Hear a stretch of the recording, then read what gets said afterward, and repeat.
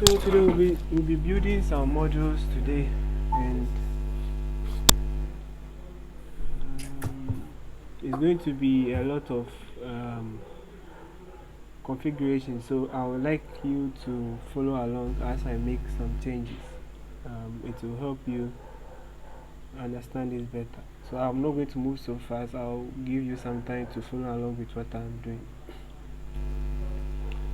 So we've created some functions the last time. I think we created a quad function, and this is what I just repeated here.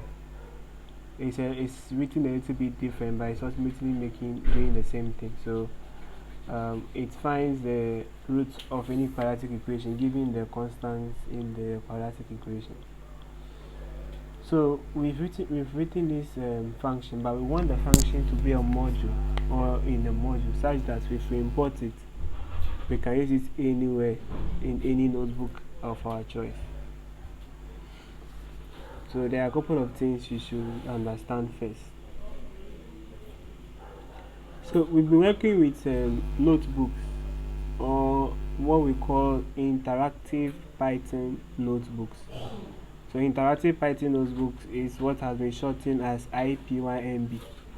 So if you look at the file name that we have here, or your notebook file name, you see that it has the extension .ipynb. This is what tells us that we are working with an interactive Python notebook file. Okay, so Python modules, or what we call Python files, do not have this interactive Python notebook. This is the extension for a notebook. But to create a Python file or a Python module, the extension has to be .py, which is short for Python. So let's create a Python file or a Python module, and let's see how we can do that. Now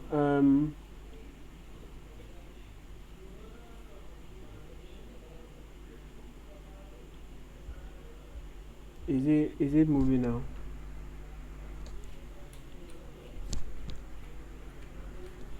Alright, so let's create our first file, our first Python file.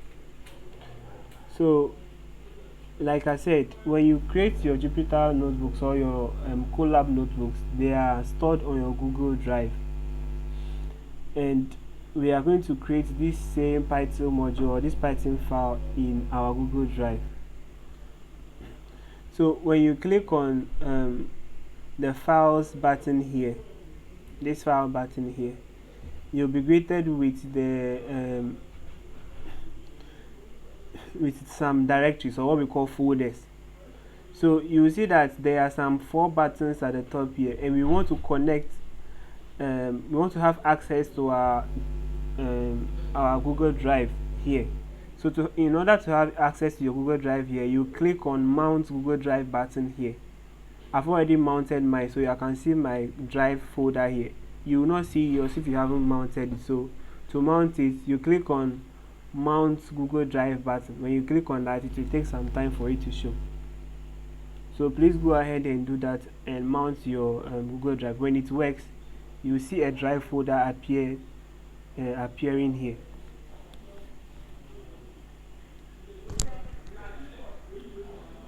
When you do that, it gives you a thumbs up after you've done that.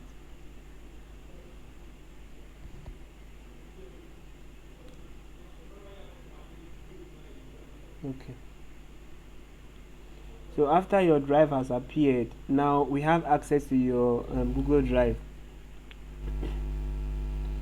So your Google Drive will have multiple drives. So if you have multiple devices connected to one Google Drive account, you will have multiple drives here. I only have one machine connected to my Google Drive account, so I only have one drive here. So I'm going to be working with this drive.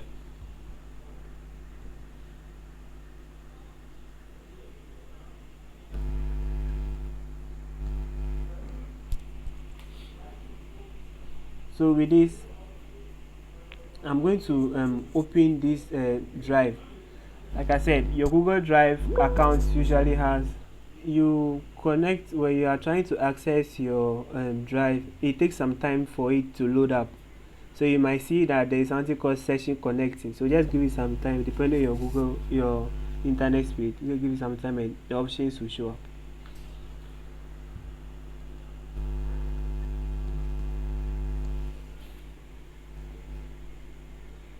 Okay.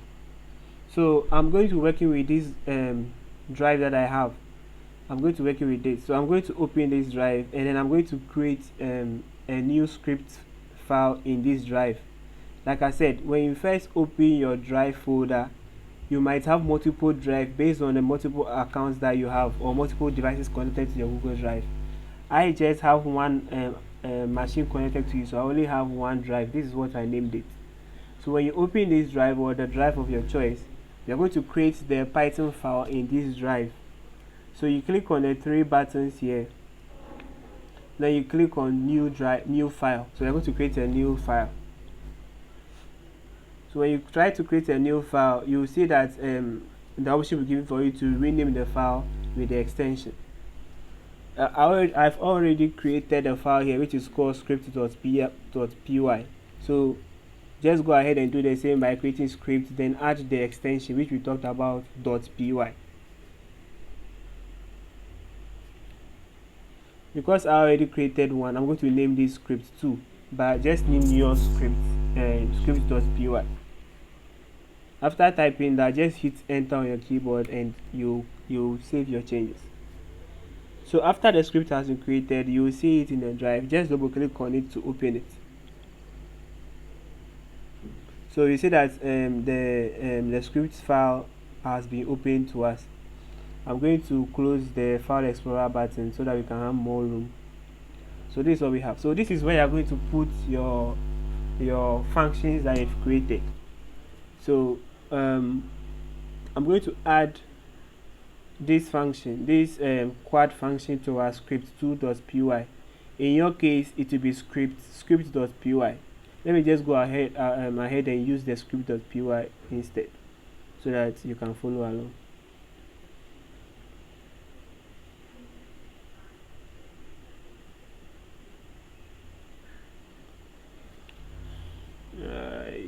Too many functions here. Let me remove them. Alright, so you can copy the quad function that you made in the 7th section and paste it here, or you can go ahead and type the same thing if that's okay. So when you type in your script module, you'll see a star appended to the name. That is, if the file hasn't been saved, you see that star, but if it gets saved, that star will be gone. And since you're working on the cloud, the thing saves automatically. But if it doesn't save, you can use the Control S or Command S on your keyboard if you're using a Mac. So now that our script has been saved, we can go ahead and import it. So let's import the script module that we just created. So we've created a script, it contains a function. Now we want to import the script and be able to use it. So how do we do that? First of all, we need to import the system module. The system module will help us navigate the folders that we just talked about.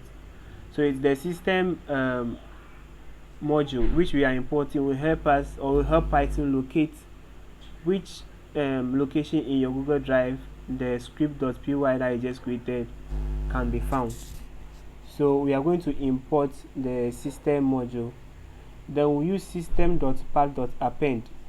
This is just something for you to memorize. So we are telling the system to use the path function, and then we want the path function to append the location of our Google Drive. You don't have to memorize all these steps.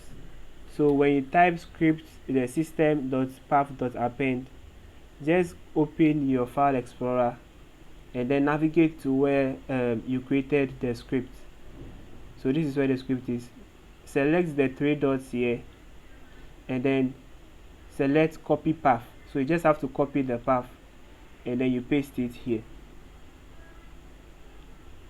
So I use Command V to paste it, and it has pasted. So this is where the script is. So like I said, we are looking for the folder in which the script is pasted, not the script itself. So I'm going to delete the script.py here. We're only interested in the folder in which it is located. So I'm going to remove the script.py part, and then we are left with the location where the script.py is located. And after that, you can. Can you do that again? Alright. Yeah. Thank you. So with system path append, we are going to open the file explorer again, navigate, or just look for the script.py file you just created. Sir, please, what's the meaning of this? The sys is the short for system. So we are calling the system module to use the system module's path function. Path function. Yes.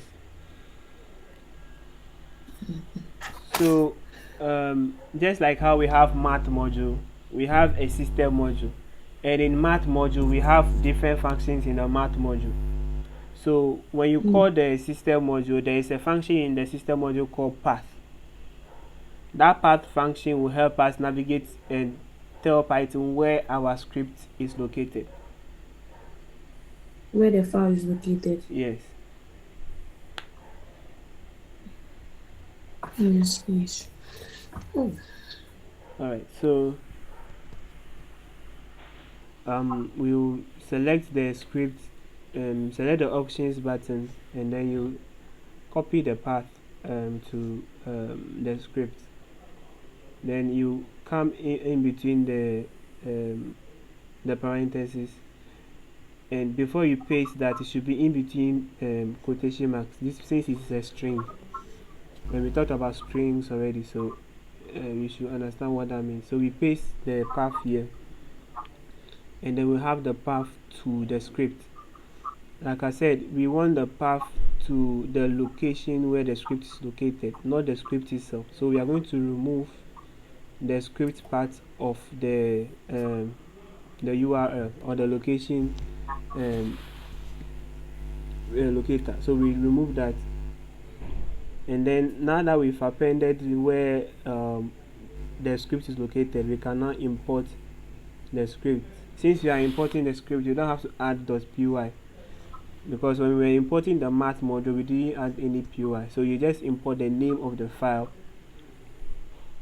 import it, and then you use the function that you just created in the script.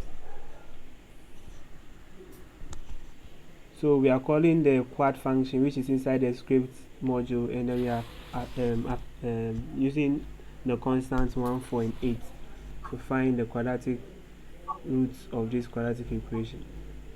So the first time you run this, for you, it will tell you that it will give you an error. I don't know, I've forgotten what kind of error it will give you, but to fix it, you click on runtime, and then you restart the session. Whenever you run or you open a new Colab notebook, you are not using your own machine, you are using Google servers. So Google will give you a session to be working with. So because we are now creating a folder or a file to be used, the session doesn't know what this file is. So we are going to restart the session so that this file will be added. So you go to runtime and then go to restart session. When you restart the session, it will ask you whether you want to restart. You say yes, and then you see the restart identification or bar here. So now that the session has been restarted, you can go ahead and run the cell again, and now it will resolve the issue for you. For Papa.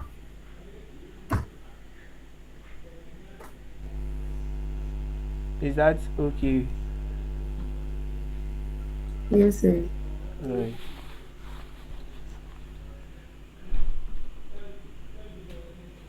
So you just created your first module, and this is a very big thing that you just did, because it can help you hide parts of the code, just like what we just did here. We are not writing the quad function here, we are just importing it.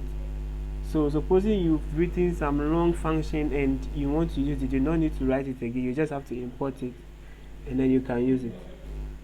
So with that said, we can go ahead and solve this exercise.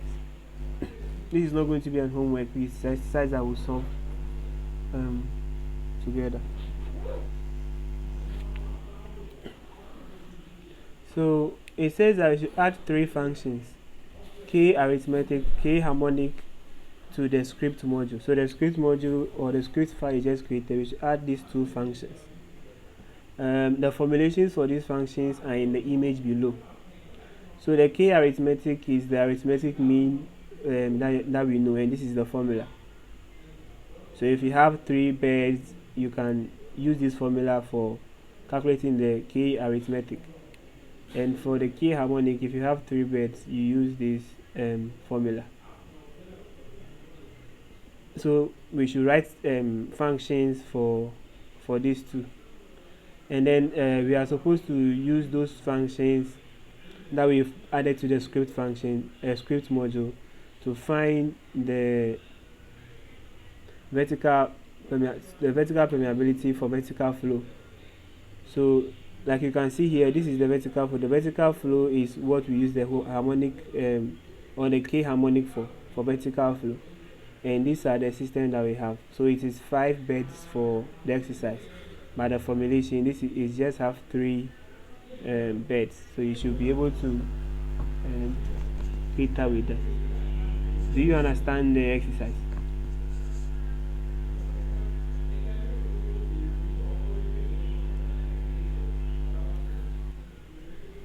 If you understand the exercise, then we can go ahead and start working.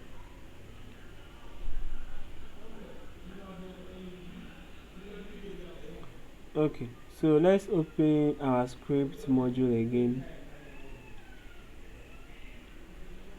and let's add our first function. So we are going to define a function, and the name of the function is k arithmetic, and this is the formula. So the arithmetic will have to pass permeability values and height values, and we know that the number of permeability values has to be the same as the number of height values. So if there are 3 k values, there have to be 3 h values as well. We should be anticipating that the values that will come will be a list. So in that case, I will say my function will take 2 values, k and h. So now that we have k and h, I'm going to find the and I know that this k and h are going to be lists. So we need to find the product and sum of both k and h divided by the sum of h. I don't want to write my own function to do that, so I'm going to just import the math module to do that.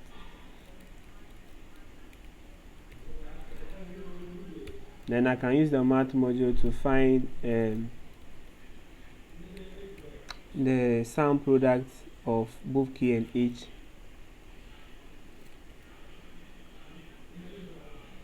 So I'm going to say this is numerator, and then the denominator will just be math.f sum of h. So that is it. So then I can return the numerator divided by the denominator. So this is the function that I just wrote for the k arithmetic. You can use your for loop if you understand for loop for it, but I'm just using the math module to simplify it.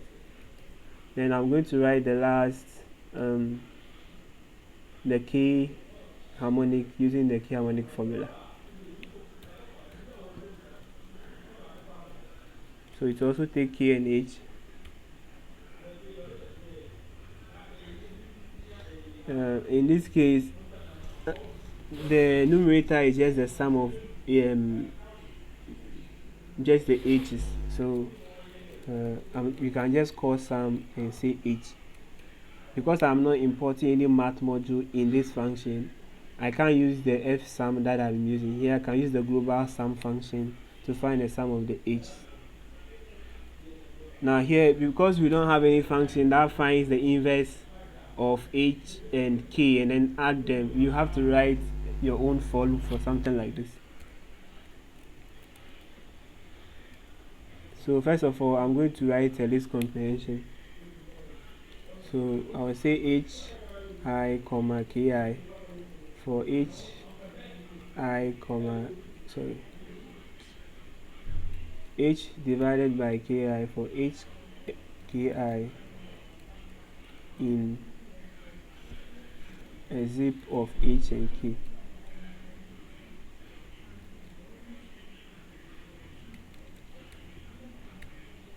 So I'm sure you guys know where I'm taking this from. So then the denominator can be the sum of this list comprehension. So we just created then we can return the value now. So the numerator divided by the denominator. Great. So the file shows us that this has not been saved, so you can use Ctrl S or Command S and this will be saved for us. So now that this has been saved, we can now go ahead and solve this problem. Again, you just edited the script function, so you are going to restart the session and then run the cell again and then be able to use it. Because if I don't do that and I because we've already imported the script here, I'm not going to do that again, but let me just import scripts. Now if I assign these three values,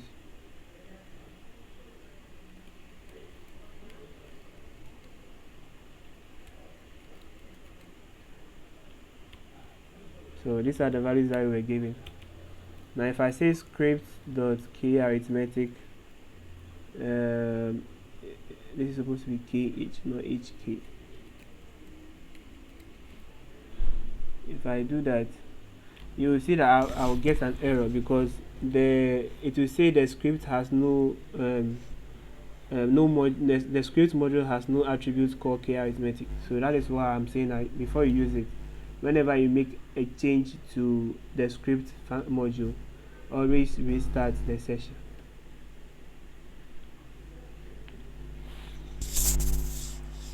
So it will show that it is restarting, and when it is done, this restarting will be gone, and then now you can run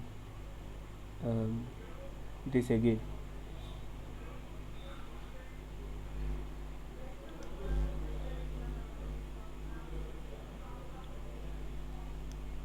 So now it says that we've gotten the result that we want, 36.5.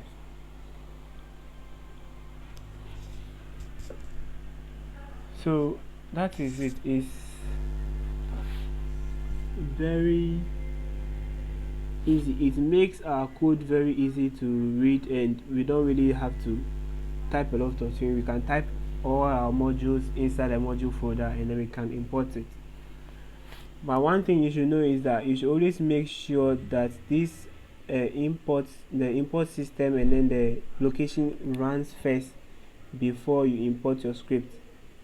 The reason why this worked is because I've already run this cell here for Python to know the location before I run this cell. That's why Python has not given me an error. So always have the location to the script. If it is not here, always run it before you import the script. Is that okay?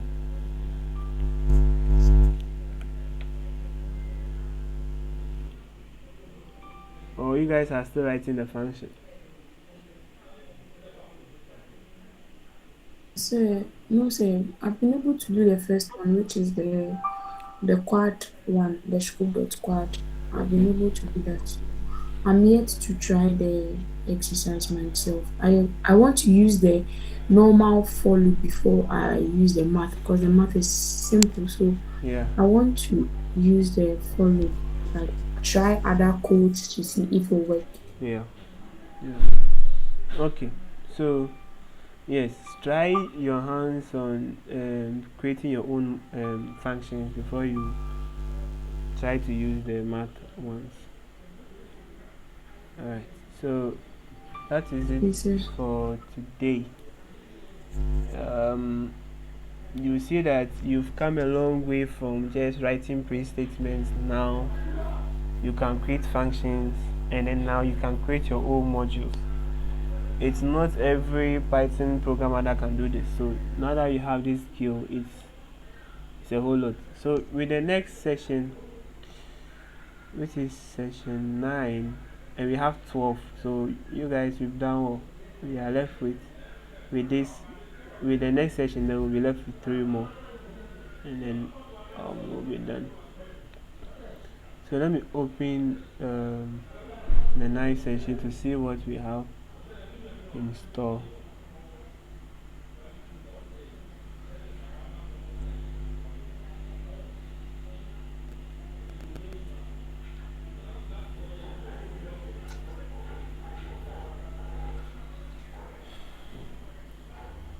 Okay, so we'll be diving deeper into for loops.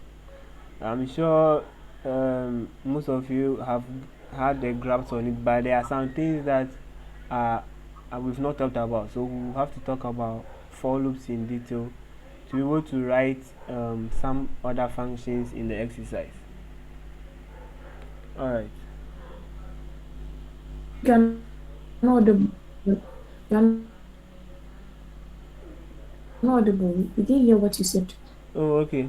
Can you hear me now? Yes, please. Yeah. So I'm saying that in the next section we'll be diving deeper into loops, specifically for loops.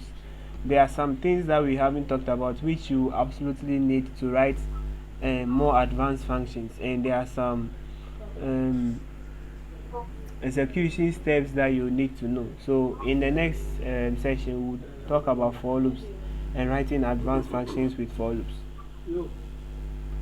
Yes, please. Alright. So try your hands on the exercise, and let me see your own functions that you write and send it to the group, and let me see. Yes, please. So I'll see you guys on Tuesday. Thank you very much, sir. Alright.